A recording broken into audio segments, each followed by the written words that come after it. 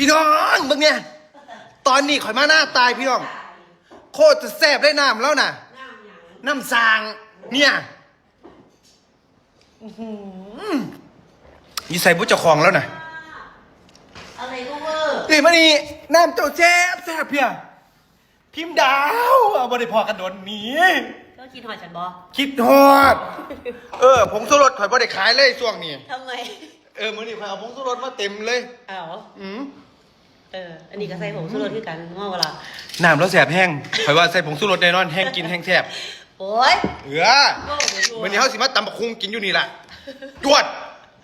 นี่หน้าตายนอนแล้วหลับไม่ตื่นฟื้นไม่มีหนีไม่พ้นเดี๋ยวเห็นบ่เป็นน้ำนี่ยาวพิษเหรอเนี่ยบ่ผู้ใดมานอนนี่ก็คือแบบนั่นแหละตกตื่นสิเอาตื่นอยู่ก็ตื่นแบบสดชื่นมันอยู่ริมเขาเนาะใช่ฟื้นไม่มีเดี๋ยวพ่อแม่เฮ้ยไปย่างบักคุงเจ้านะเอา